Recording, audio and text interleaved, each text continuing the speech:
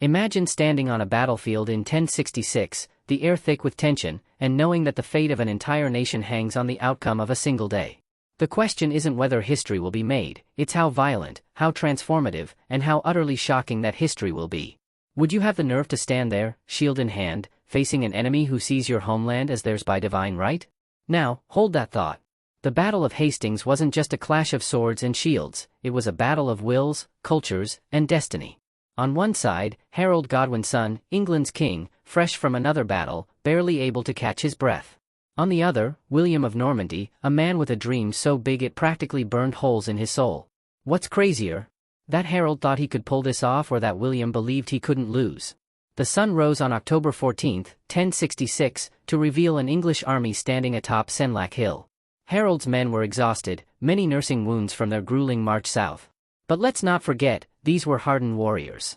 They had already defeated an invasion in the north. Did they really think they could handle a second, against a man with an iron will and an army reinforced by papal approval? Here's a question: how does one fight an enemy that believes they have God on their side? William's forces were an entirely different beast. Well-fed, well-rested, and itching for a fight.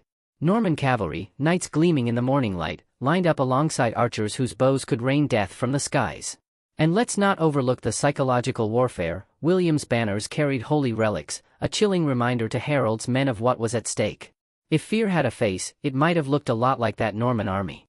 The opening moments were chaotic, arrows darkening the sky, crashing into shields, bodies, and earth. Then came the cavalry charges.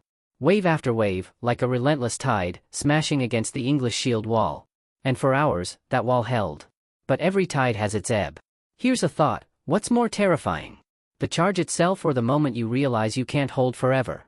Amid the chaos, William, and this is where it gets wild, reportedly had his horse killed out from under him. Can you imagine the panic? For a split second, the Normans thought their leader was dead.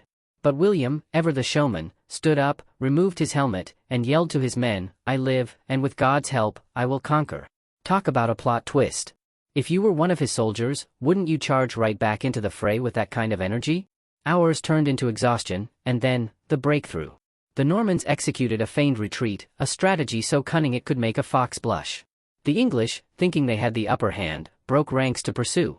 That was their fatal mistake. The shield wall collapsed, and chaos engulfed Harold's forces. And then it happened. The arrow. History claims Harold was struck in the eye, falling to his death. But here's a mystery: was it really an arrow? Or was he cut down by Norman knights in the ensuing melee? The truth may never be known, but does it matter? At that moment, the English crown slipped from Harold's hands and into William's grasp. By nightfall, the field was a blood-soaked tableau of shattered shields, broken swords, and lifeless bodies. William had triumphed, but at what cost? The Norman conquest was far from over. Rebellion, resistance, and bloodshed would haunt England for years to come. But the seeds of a new era were planted, an era that would shape the English language, culture, and identity. And let's face it, without the Norman conquest, would we even have Shakespeare? So, here's where I leave you: is history shaped by the sword or the minds behind it? William the Conqueror earned his title that day, but it wasn't just his victory. It was a turning point for a nation, a story of ambition, courage, and the high stakes of destiny. And if you think the Battle of Hastings was dramatic, wait until you hear about what happened next. But that, my friends, is a tale for another time.